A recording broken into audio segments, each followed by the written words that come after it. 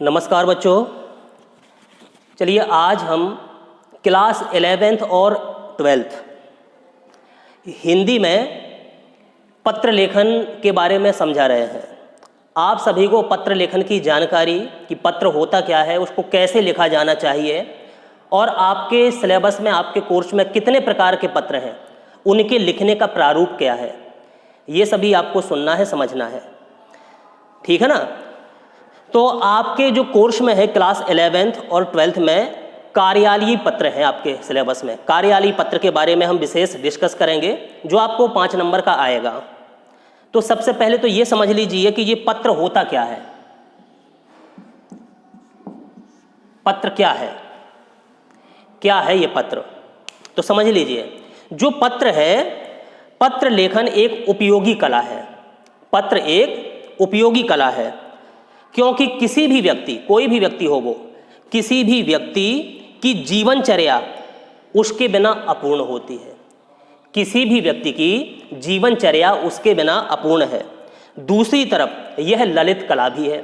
जो पत्र होता है ये ललित कला के अंतर्गत आता है, क्योंकि इसमें मानव के मन में कैसे भाव हैं, ठीक है, उसकी रागात्मक अनुभूतियों की सहज स्वच्छंद अभिव्यक्ति संभव है।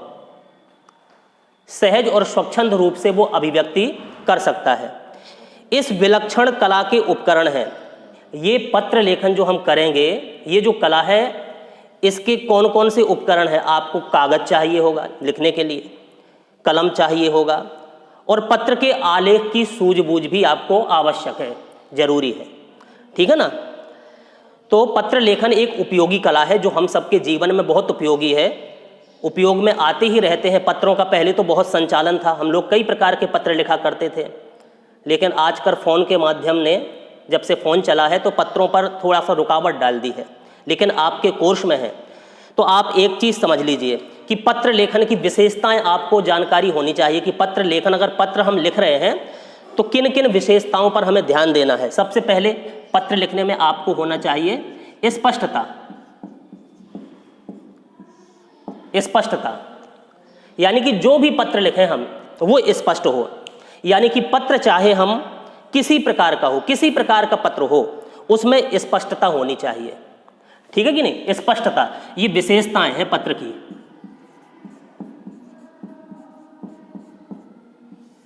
पत्र की ये विशेषताएं हैं कि उसमें पत्र जो हम लिख रहे हैं उसमें हमें स्पष्टता होनी चाहिए।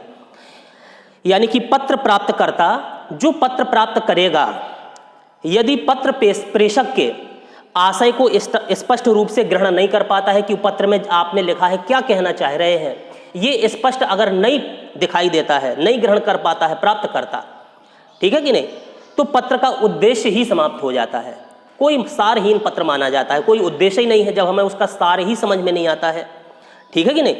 सरकारी एवं व्यावसायिक पत्रों में तो स्पष्टता का गुण सर्वोपरि माना जाता है। अगर हम व्यावसायिक पत्र लिख रहे हैं और या सरकारी पत्र लिख रहे हैं तो इसमें तो हमें स्पष्टता का गुण सर्वोच्चपरि, ठीक है कि नहीं, सर्वोपरि माना ही जाता है।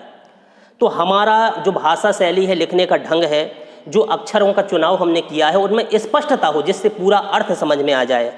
ठीक है कि नहीं। और दूसरी तरीका से हम स्पष्टता को व्यक्त कर सकते हैं कि स्पष्टता का दूसरा पक्ष उसकी सुवाच्यता से संबंधित अच्छे ढंग से हम उसको पढ़ सकें, समझ सकें।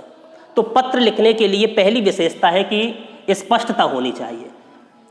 अक्षर स्पष्ट समझ में आने चाहिए, उसकी भाषा हमें स्पष्ट समझ में आनी चाहिए जो पत्र को पढ़े। तो स्पष्टता ये पहली विशेषता है पत्र लेखन में। चलिए दूसरी विशेषता जो पत्र लिखने में है, ये है आपकी एकान्विति।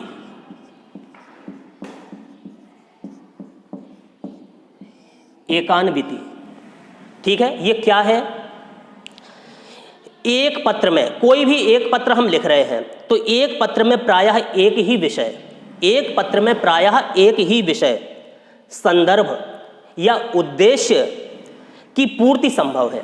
एक पत्र में एक ही प्रकार का विषय हो, ठीक है कि नहीं, और उसका संदर्भ या उद्देश्य की पूर्ति संभव है। एक ही प्रकार का उद्देश्य पूरित होना चाहिए। प्रेषक पत्र प्राप्तकर्ता को, जो प्रेषक है, पत्र भेजने वाला है, वो प्राप्तकर्ता को जो बात पहुंचाना चाहता है, जो बात वो कहना चाहता है, बताना चाहता है पत्र के माध्यम से, वही मुख्य होना चाहिए। ठीक है ना, वही मुख्य, यही है एकान्विति। एक उद्देश्य को लेकर के हमें पत्र लिखना चाहिए। पत्र लिखने में हमें अभिवादन, अनुशंसा अथवा उत्तम पाने की इच्छा आदि, उत्तम पाने की इच्छा आदि पत्र के औपचारिक अंग हैं। ये चीज़ें भी हमें लिखना होगा, परंतु उसमें वर्णन, जो वर्णन करेंगे वो विषयांतर नहीं होना चाहिए। विषय से अंतर, विषय से भटक करके हमें नहीं लिखना चाहिए। जो मूल विषय पर हम पत्र लिख रहे हैं वो हमारा विषय मेन केंद्र बिंदु रहना चाहिए। अपने विषय से हमें नहीं भटकना है। व्यावसायिक व सरकारी पत्रों में विषय प्रायः निश्चित ही होता है कि आपको इस विषय पर पत्र लिखना है। ठीक है कि नहीं? तो जो विषय आपको दिया जाए उससे हमें भटकना नहीं है, उसी के इर्द गिर्द होकर के ही हमें पत्र लिखना है। ये होती है आपकी एकान्विति, यानी कि जो उद्देश्य को लेकर के चल रहे, जिस विषय को लेकर के चल रहे, उससे हम भटके ना। ठीक है ना? तो ये दो विशेषताएं हो गई, स्पष्टता होनी चाहिए पत्र लेखन में और एकान्विति होनी चाहिए। नंबर तीसरी है सहजता, यानी सहजता। पत्र लिखने में सहजता का भाव भी होना चाहिए। कैसे? पत्र में लिखी हुई जो भी बात हम लिख रहे, जो भी बात पत्र में लिखी जा रही, तो पत्र में लिखी हुई हर बात सहज होनी चाहिए। सहज, आसानी से जिनको हम समझ सकें, आसानी से जिसको हम पढ़ सकें, ऐसी भाषा हमारी होनी चाहिए। उसमें कृत्रिमता नहीं होनी चाहिए, बनावटपन नहीं, जो है स्पष्टता है, सहजता है। ठीक है कि नहीं? कृत्रिमता बिल्कुल भी लेश मात्र उसमें हमें नहीं जोड़ना है। दूसरे, इसमें भाषा का, जो भी भाषा का हम चुनाव करें, इसमें भाषा का समुचित प्रयोग करना चाहिए। समुचित प्रयोग, ठीक ढंग से भाषा का चुनाव करके हमें पत्र लिखना चाहिए। ऐसी भाषा, ऐसे शब्दों का चुनाव जिसको जो प्राप्त करता होगा, जो पत्र प्राप्त करेगा, आपकी लिखी हुई भाषा को सहजता से, आसानी से उसका भाव भी समझ जाए और अक्षर भी आपके स्पष्ट हो। यानी कि सहज शब्दों का चुनाव करना चाहिए, सहज भाषा का हमें चुनाव करना चाहिए। अधिक अलंकारिक भाषा का प्रयोग उचित नहीं है। बहुत ही ज़्यादा अलंकारिक भाषा हम कर दें, चमत्कृत भाषा कर दें कि अब उसका अर्थ निकालना ही मुश्किल हो जाए, तो ऐसी भाषा हमें प्रयोग नहीं करना है। यानी कि सहज भाषा का, सहज शब्दों का हमें चुनाव करना है। जैसे आपके कोर्स में था बात सीधी थी पर, लेखक लिखता है, बात अपनी बताने के लिए उसने लिखा, कितना वर्णन किया, बहुत ज़्यादा बढ़ा चढ़ा करके लिख दिया कि खुद ही अर्थ निकालने में वो निष्फल हो गया। तो ऐसी भाषा का चुनाव हमें पत्र लिखने में नहीं करना चाहिए। ऐसे शब्दों का चुनाव भाषा में हमें नहीं करना चाहिए पत्र लिखने में। तो ये तीन विशेषता हो गई। स्पष्टता होनी चाहिए पत्र लिखने में, एकान्विति, अपने उद्देश्य को लेकर के ही चलना चाहिए, अपने विषय से भटकना नहीं है हमें, और सहजता, भाषा का चुनाव ऐसे करें जो आसानी से पढ़ने योग्य हो, समझने योग्य हो। अगला पॉइंट क्या है? चौथी विशेषता है इसकी संक्षिप्तता।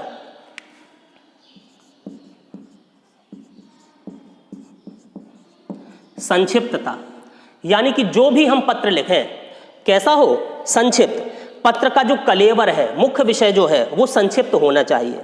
आज किसी के पास अब बहुत ज़्यादा लंबा चौड़ा आप पत्र लिख दें, बहुत ज़्यादा बढ़ा चढ़ा करके आप पत्र लिख दें, ठीक है कि नहीं? तो आज किसी भी व्यक्ति के पास इतना समय नहीं है कि आपके उन पत्रों को वो पढ़ सके, डिटेल से पढ़ सके।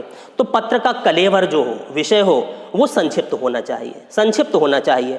आज किसी के पास भी इतना समय नहीं है कि विस्तृत पत्रों को पढ़ो, विस्तृत जो पत्र लिखे गए हैं उनको विधिवत वो पढ़ सके, इतना समय किसी के पास नहीं है। तो पत्र की भाषा आसानी हो, सहज भाषा में लिखा हुआ हो और संक्षिप्त हो। संक्षिप्त में, शॉर्ट में पत्र लिखना चाहिए, बहुत ज़्यादा उसका विस्तार नहीं देना चाहिए। पत्र में संक्षिप्त रूप में अपनी बात लिखनी चाहिए। हम जो भी बात लिखें, जो भी उद्देश्य को लेकर के जो भी विषय लिख रहे हैं, ठीक है कि नहीं, तो पत्र में संक्षिप्त रूप में अपनी बात हमको लिखनी चाहिए।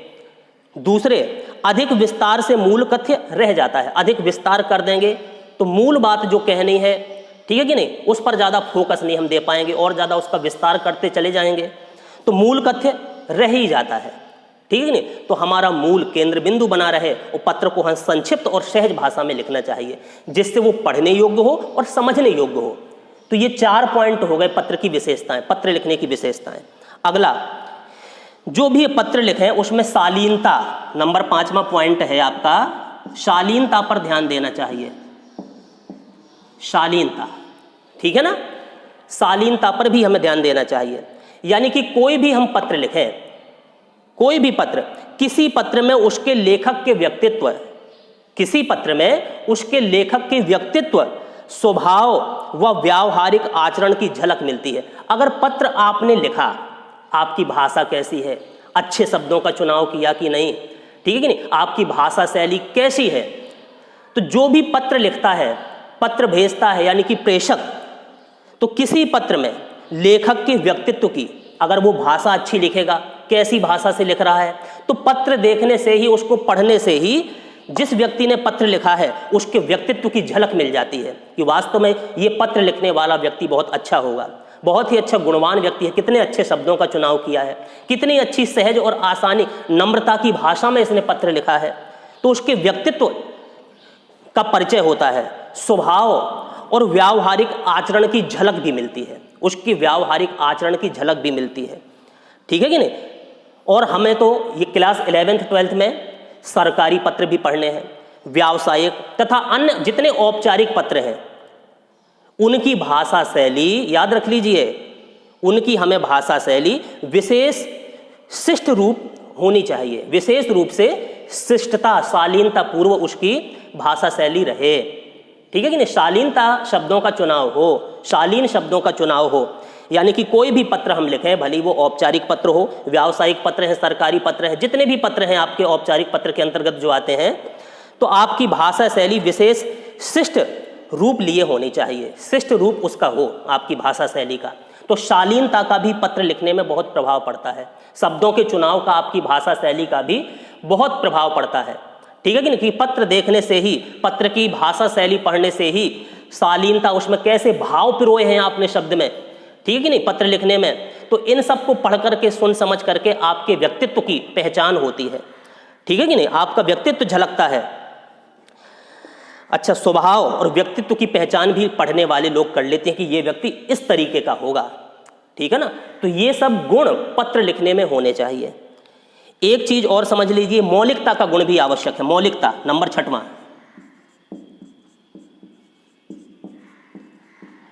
मौलिकता। अब ये मौलिकता क्या है? मौलिकता से अभिप्राय नएपन व ताजगी से है। नएपन, कुछ नया पत्र में दें, कुछ पत्र में नया दर्शाएं, यानी कि मौलिकता शब्द का अभिप्राय होता है नयापन या ताजगी से युक्त, ताजगी से युक्त। उसमें बातें सामान्यतः वही होती हैं जो प्रतिदिन लिखी जाती हैं। जो भी पत्र हम लिखते हैं साधारणतः वही भाषा शैली लिख देते हैं, वही बातें लिख देते हैं, दोहरा देते हैं, ठीक है कि नहीं। तो पत्रों में अधिकांशतः वही सामान्य बातें होती हैं जो प्रतिदिन लिखी जाती हैं, परंतु उन्हें लिखने के नए ढंग से, अगर कुछ नए ढंग से हमने पत्र लिख दिया, यह है मौलिकता। थोड़ी नए ढंग से पत्र को अगर हमने लिख दिया तो प्राप्तकर्ता अधिक प्रभावित होता है। जो पत्र को प्राप्त करेगा, पढ़ेगा, वो आपसे अधिक प्रभावित होगा, ठीक है कि नहीं।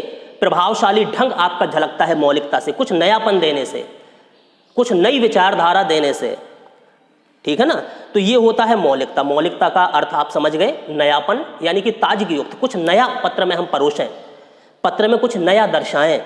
तो ये कुछ विशेषताएं पत्र लिखने की थी, ठीक है ना। अच्छा, अब आता है आपका पत्रों के प्रकार। पत्रों के प्रकार,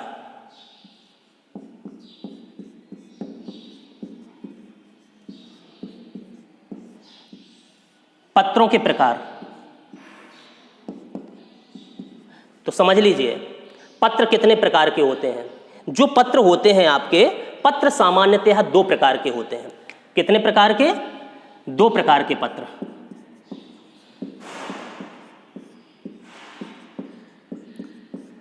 नंबर 1 होता है आपका, 2 प्रकार के पत्र आपने छोटी क्लासों में भी पढ़ लिए होंगे। 2 प्रकार के पत्र होते हैं। नंबर 1 आपका है अनौपचारिक पत्र और दूसरा है औपचारिक पत्र। चलिए हम लिख दें, 2 प्रकार के पत्र हैं आपके कोर्स में, अनौपचारिक और औपचारिक पत्र। अब समझना है कि औपचारिक पत्र क्या है और अनौपचारिक पत्र क्या है, कैसे इनको समझेंगे। तो पत्र आपके 2 प्रकार के। नंबर 1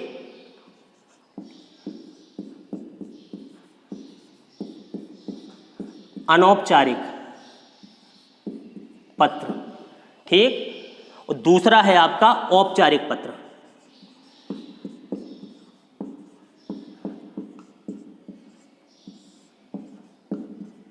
दूसरा औपचारिक पत्र। ये दो प्रकार के पत्र हैं, ठीक है ना, अनौपचारिक पत्र और औपचारिक पत्र, दो प्रकार के पत्र हैं। तो सबसे पहले समझ लीजिए, आपके कोर्स में अनौपचारिक पत्र तो है नहीं, 11th-12th में आपके औपचारिक पत्र ये कोर्स में है। तो औपचारिक कोर्स को हम डिटेल से पढ़ेंगे, समझेंगे एक एक पत्र के बारे में, लेकिन थोड़ी सी जानकारी हम अनौपचारिक पत्र की भी कर लेते हैं कि अनौपचारिक पत्र है क्या। समझ लीजिए, जो अनौपचारिक पत्र होता है, यह पत्र निजी, किनको लिखा जाता है, निजी, ठीक है ना, व्यक्तिगत,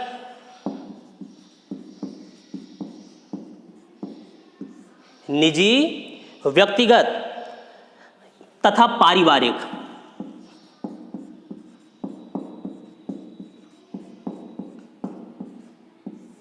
ये जो पत्र होते हैं अनौपचारिक पत्र, ये निजी पत्र कहलाते हैं, व्यक्तिगत पत्र कहलाते हैं और पारिवारिक पत्र भी इनके अंतर्गत आते हैं। यानी कि अपने निजी व्यक्तियों को पत्र लिखना, अपने किसी व्यक्तिगत संबंधी को पत्र लिखना, या अपने किसी परिवार के सदस्य को पत्र लिखना, ठीक है कि नहीं। तो ये जो अनौपचारिक पत्र हैं, ये इनको लिखे जा सकते हैं, लिखे जाते हैं। ऐसे पत्रों में देखिए, जब भी आप अनौपचारिक पत्र लिखेंगे, ऐसे पत्रों में किसी विशेष प्रकार की विधि, किसी विशेष प्रकार की विधि या नियम पद्धति के पालन की आवश्यकता नहीं है, क्योंकि ये अपने लोगों को ही हम पत्र लिख रहे हैं, अपने घर के संबंधियों को, अपने नाते रिश्तेदारों को, ठीक है कि नहीं, अपने व्यक्तिगत परिचित वाले लोगों को पत्र लिख रहे हैं। तो ऐसे पत्र जब हम लिखते हैं, तो ऐसे पत्रों में किसी प्रकार की विशेष विधि या नियम पद्धति के पालन की आवश्यकता नहीं होती कि बहुत ज़्यादा हमें नियम पालन करना है। अब तो बहुत ज़्यादा नियम पालने की आवश्यकता अनौपचारिक पत्र लिखने में नहीं होती है, ठीक है ना। शिष्टता सूचक, संबोधन, अभिवादन तथा अनुशंसात्मक शब्दावली के प्रयोग में पत्र लेखन स्वतंत्र होता है। शिष्टता, अब शिष्टता का भाव तो सबके अंदर होना ही चाहिए, ये हमने आपको कुछ विशेषताएं पत्र लिखने की बता दी थी। तो शिष्टता का भाव तो हर पत्र में होना चाहिए, भाषा हमारी शिष्ट ही होनी चाहिए। तो अनौपचारिक पत्र लिखते समय भी भले ही अपने लोगों को हम पत्र लिख रहे हैं, हमारी इच्छा है तो हम पत्र लिखें, इसका नाम ही है अनौपचारिक। औपचारिकताएं पूरी करने की कोई आवश्यकता विशेष नहीं है। और औपचारिक पत्र में, जो औपचारिक पत्र पढ़ेंगे, उन औपचारिक पत्रों में हमें औपचारिकताएं पूरी करना ही पड़ेंगी, जरूरी है, ठीक है कि नहीं। तो ये अनौपचारिक पत्र में भले ही क्या करें हम, भले ही अनौपचारिक पत्र जो है आपका, ये निजी व्यक्ति को हम लिख रहे हैं या व्यक्तिगत व्यक्ति को लिख रहे हैं या किसी सगी संबंधी को लिख रहे हैं, तो ऐसे पत्रों में भी विशेष नियम पद्धति की आवश्यकता ज़्यादा तो नहीं है, लेकिन हमारे शब्द शिष्टता सूचक होने चाहिए।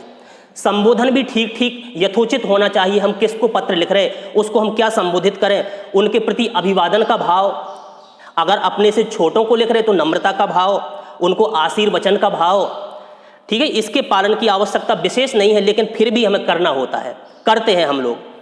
अच्छा, शिष्टता सूचक, संबोधन, अभिवादन, अनुशंसात्मक शब्दावली के प्रयोग में पत्र लेखन ये स्वतंत्र होता है, स्वतंत्र है। ये कैसा भाई संबोधन कर दें, लेकिन देखना पड़ता है कि हम पत्र किसको लिख रहे हैं, उसको क्या संबोधित किया जा सकता है। कभी कभी हम अपने से बड़ों के लिए श्रद्धेय लगा देते हैं, माननीय लगा देते हैं, पूज्यवर लगा देते हैं, ठीक है ना। और अपने मित्र के लिए अगर मित्र को लिख रहे तो मित्रवर, बंधुवर, प्रिय, ये सब। अगर छोटों को लिख रहे तो प्रिय, आयुष्मान, चिरंजीव। अगर पति पत्नी एक दूसरे को लिख रहे तो प्रियवर, प्रियतम। अगर अपरिचितों को किसी को लिख रहे, जानकारी नहीं है, फिर भी आप पत्र लिख रहे तो महोदय, महोदया, ये शब्द लगा सकते हैं, है ना। अभिवादन में भी अपने से बड़ों को चरण स्पर्श, सादर प्रणाम, नमस्कार। अगर मित्र को कर रहे तो सप्रेम नमस्कार, छोटों को चिरंजीव रहो, सुखी रहो, ऐसा, ठीक है कि नहीं। और समापन भी आप लोग कर सकते हैं, जैसे किसी बड़ों को आपका आज्ञाकारी, भावदीय, ठीक है, विनीत, आपका स्नेहाकांक्षी, ठीक है ना। तो ऐसे पत्र हम लोग लिख सकते हैं ये अनौपचारिक पत्र में। इसके लिए किसी औपचारिकता के निर्वाह का बंधन नहीं है कि बहुत बड़ी औपचारिकताएं हमें पूरी करना है।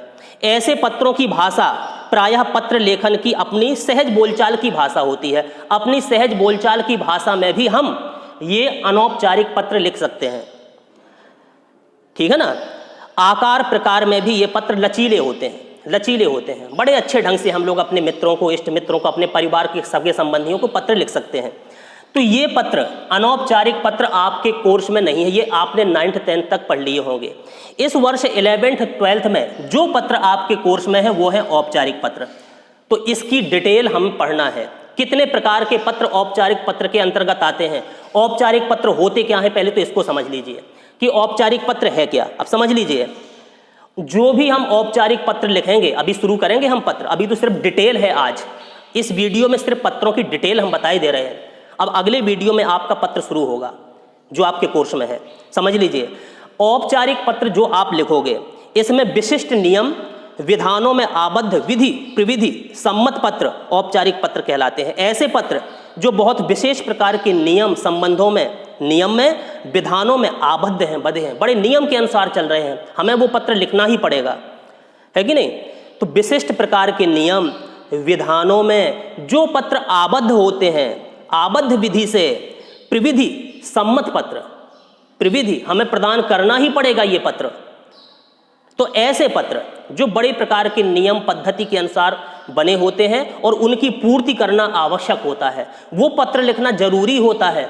उनकी औपचारिकताएं पूरी हमें करना ही पड़ेंगी, करना ही पड़ेंगी।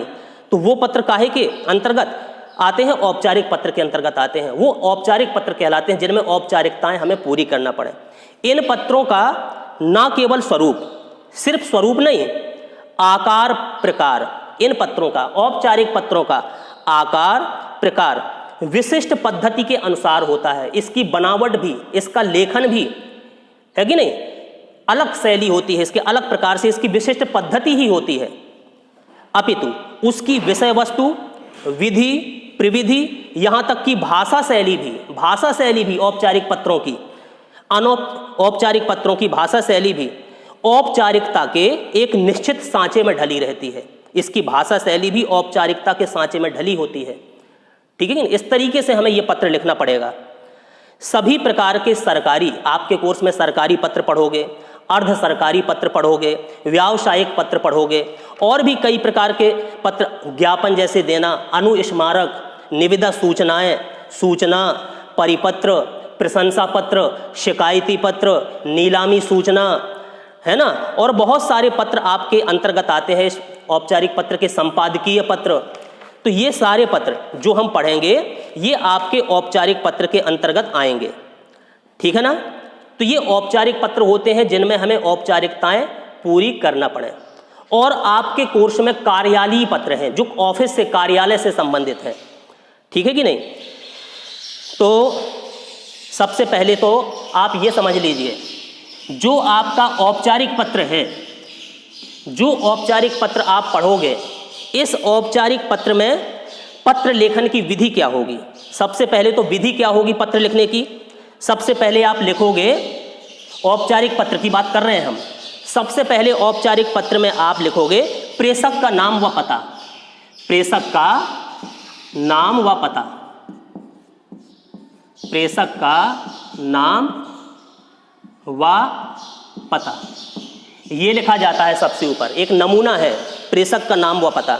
यानी कि पत्र लिखने में सबसे पहले, पत्र लिखने में सबसे पहले बाईं ओर, याद कर लीजिए, पत्र लिखने में सबसे पहले बाईं ओर प्रेषक का नाम और पता लिखा जाता है। व्यावसायिक पत्रों में सबसे ऊपर लिखने वाले का नाम व पता दिया जाता है। जब भी हम पत्र जब बताएंगे आपको डिटेल समझ में आ जाएगी। तो प्रेषक का नाम पता सबसे पहले होता है। दूसरी बात, पत्र पाने वाले का नाम व पता,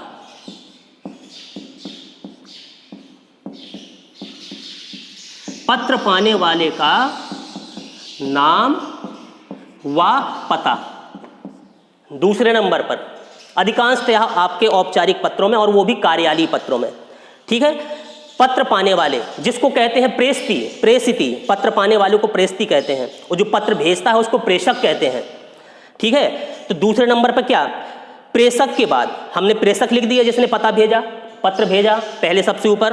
अब प्रेषक के बाद बाईं ओर, बाईं ओर ही, बाईं साइड ही, लेफ्ट साइड ही पत्र पाने वाले का नाम, पत्र कौन प्राप्त करेगा तथा पता लिखा जाता है। नाम की जगह कहीं कहीं केवल पदनाम भी दे दिया जाता है, नाम की जगह कहीं कहीं पदनाम भी लिख लिया जाता है। पत्र पाने वाले का पूरा विवरण लिखा जाता है, नंबर 2। ठीक। नंबर 3 विषय संकेत। नंबर 3 पे क्या लिखा जाता है? विषय संकेत। अब विषय संकेत के अंतर्गत क्या आता है? यानी कि औपचारिक पत्रों में विषय के बारे में लिखना अनिवार्य होता है। किस विषय पे आप पत्र लिख रहे हो, विषय के बारे में लिखना आवश्यक होता है कि किस बारे में आप पत्र लिख रहे हैं। उस विषय को पाने वाले के नाम के नीचे, उस विषय को, जिस विषय पर पत्र लिख रहे हो, उस विषय को पाने वाले के नाम के नीचे विषय शीर्षक देकर के, शीर्षक यानी कि विषय, हम कौन से विषय पर पत्र लिख रहे हैं, है कि नहीं, यानी कि बीमारी की छुट्टी के लिए आवेदन पत्र, ये विषय हो गया। इस तरीके के विषय लिखे जाते हैं, तो विषय संकेत अनिवार्य रहता है। 3 पॉइंट हो गए। इस तरीके से आप चलोगे पत्र लिखने में। नंबर 4 है आपका, क्या लिखोगे? संबोधन। चौथे पॉइंट पे आपको संबोधन लिखना पड़ेगा। संबोधन। अब संबोधन में क्या? विषय के बाद पत्र के बाईं ओर, विषय के बाद में, विषय हमने कर दिया, उसके बाद में पत्र के बाईं ओर संबोधन सूचक शब्द का प्रयोग किया जाता है। व्यक्तिगत अनौपचारिक पत्र में प्रिय लिखकर प्राप्तकर्ता का नाम उपनाम दे दिया जाता है, जैसे प्रिय मोहन, प्रिय मनीषा, ठीक है नहीं। अपने से बड़ों के लिए प्रिय के स्थान पर पूज्य, मान्यवर, श्रद्धेय, ठीक। और ये आपका जो औपचारिक पत्र होगा, तो किसको हम पत्र लिख रहे हैं, उनके लिए हम क्या संबोधित करें, कौन सा शब्द उचित रहेगा, वो सोच करके, वो समझ करके उनको संबोधन किया जाता है। मान्यवर, ठीक है कि नहीं, क्या संबोधित करके हम पत्र लिखें, तो वो आपको लिखना पड़ेगा। महोदय, श्रीमान, ठीक है ना। तो ये संबोधन की आवश्यकता होती है। फिर 5वें पॉइंट पर आप लोग लिखोगे मुख्य कलेवर। मुख्य कलेवर यानी कि जो विषय पर लेकर के, जो जिस विषय से संबंधित आप पत्र लिख रहे हैं, उसका पूरा विवरण, उसका पूरा विवरण पर आपका मुख्य कलेवर में आ जाना चाहिए। यानी कि संबोधन के बाद पत्र की मुख्य बातें लिखी जाती हैं। मुख्य बातें, मेन पॉइंट, जिस विषय पर हम पत्र लिख रहे हैं, मुख्य बातें। लेकिन एक चीज आपको ध्यान देनी होगी, जो मुख्य कलेवर लिखेंगे, मुख्य विषय लिखेंगे, इसका संक्षिप्त होना, संक्षिप्त होगा वो, स्पष्ट और रोचक होना अनिवार्य है। संक्षिप्त हो, स्पष्ट हो और रोचक हो, ये अनिवार्य है। मुख्य कलेवर। मूल कथ्य से ही लेखक की अभिव्यक्ति क्षमता का परिचय होता है। मूल कथ्य से ही, यही मूल कथ्य है आपका। जब ये मैटर पूरा बनाएंगे आप, कैसा लिखा, भाषा शैली का कैसा प्रयोग किया, तो इस मूल कथ्य से ही लेखक की, जिसने पत्र लिखा है, उसकी अभिव्यक्ति क्षमता का परिचय मिल जाता है। अनौपचारिक पत्रों में मूल कथ्य विषय से ही संबंधित होता है, ठीक है कि नहीं। तो ये मूल कलेवर आपका है, मुख्य कथ्य, मेन पॉइंट, जिस विषय पर पत्र लिखते हो। इसके बाद में आप लिखोगे समापन निर्देश। समापन निर्देश। अब समापन निर्देश के अंतर्गत क्या होगा आपका? पत्र समाप्ति के बाद, पत्र अपना मुख्य कलेवर पूरा मैटर बना के लिख दिया। अब पत्र समाप्ति के बाद प्रेषक प्राप्तकर्ता से अपने संबंध व विषय की औपचारिकता अनौपचारिकता के अनुसार कुछ समापन सूचक शब्दों का प्रयोग कर पत्र को समाप्त करता है। आपका, ठीक है कि नहीं, आपका, बहुधीय, कृपाकांक्षी, निवेदक, ये शब्द समापन सूचक, ठीक है, समापन निर्देश के शब्द। तो इन शब्दों को लिखा जाता है फिर, और पत्र को समाप्त किया जाता है। और इसको लिखने के बाद फिर क्या किया जाता है? हस्ताक्षर और नाम। हस्ताक्षर और नाम, ये लिखा जाता है, हस्ताक्षर और नाम। यानी कि अंत में पूरा पत्र हमने लिख दिया, अंत में क्या लिखोगे आप? अंत में भेजने वाले के हस्ताक्षर, जो पत्र लिखा, जिसने पत्र लिखा, उसके हस्ताक्षर होंगे, ठीक है कि नहीं। तो भेजने वाले के हस्ताक्षर बाईं ओर किए जाते हैं, बाईं ओर।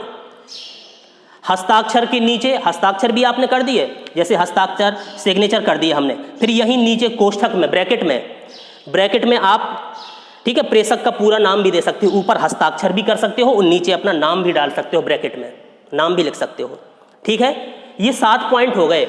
एक लास्ट पॉइंट, 8वां पॉइंट है, अगर आपने औपचारिक पत्र लिखे हैं तो संलग्नक किसी विशेष कार्य के लिए किसी ऑफिस को लिखा है, कोई आवेदन पत्र आपने भरा है तो संलग्नक यानी कि उस आवेदन पत्र के साथ, इस पत्र के साथ आपने क्या क्या सर्टिफिकेट लगाए हैं, क्या क्या कौन कौन से प्रपत्र उसके साथ नथी किए हैं, ठीक है कि नहीं, उनकी सूची यहाँ पर दी जाती है संलग्नक में। यानी कि औपचारिक पत्रों में मूल पत्र के साथ, ये मूल पत्र है जो जिस विषय पर आया वो तो मूल पत्र आपने लिख लिया, इस मूल पत्र के साथ अन्य आवश्यक कागजात भी भेजे जाते हैं, अन्य आवश्यक कागजात भी भेजे जाते हैं कहीं कार्यालयीय पत्र में, ठीक है कि नहीं। तो उन्हें इस पत्र के संलग्नक कहते हैं। जो भेजे जाते हैं उसके साथ लगाए जाते हैं पीछे अन्य कागजात मूल पत्र के साथ, वो कागजात कहलाते हैं, उन्हीं को संलग्नक कहते हैं, ठीक है। तो संलग्नक हस्ताक्षर के बाईं ओर ही लिखा जाता है, हस्ताक्षर के बाईं ओर हस्ताक्षर कर दिया और हमने यहाँ पर संलग्नक लिख दिया, नीचे संलग्नक, और जो जो चीज़ आपने लगाई उनके नाम दे दिए या जहाँ जहाँ भेजा उनके नाम दे दिए, ठीक है ना। तो ये कुछ नमूना है आपके कार्यालयीय पत्र लिखने का, यानी कि औपचारिक पत्र लिखने का। तो ये औपचारिक पत्र आपके कोर्स में है, आपको समझना होंगे और अच्छे ढंग से पढ़ना होंगे। अब पहला पत्र हम अगले वीडियो में लेंगे, कार्यालयीय पत्र। कार्यालयीय पत्र हम शुरू करेंगे, जिसमें पहला आपका पत्र चलेगा सरकारी पत्र। अब सरकारी पत्र कैसे लिखा जाएगा, किस तरीके से, किस नमूने के साथ आप लिखोगे, ये अगले वीडियो में हम आपको बताएंगे। अभी ये डिटेल आप बहुत अच्छी तरह से समझ लीजिए, पढ़ लीजिए कि पत्र क्या है, औपचारिक अनौपचारिक पत्र में अंतर क्या है, पत्र की लिखने की विशेषताएं क्या हैं, पत्र को किस तरीके से लिखा जाता है, किन किन बिंदुओं पर प्रकाश डाला जाता है, ये पूरी डिटेल हमने देने की कोशिश की। इसको आप ध्यान से सुनिए, समझिए, कोई कहीं दिक्कत होती है आप लोग पूछते रहिए। धन्यवाद।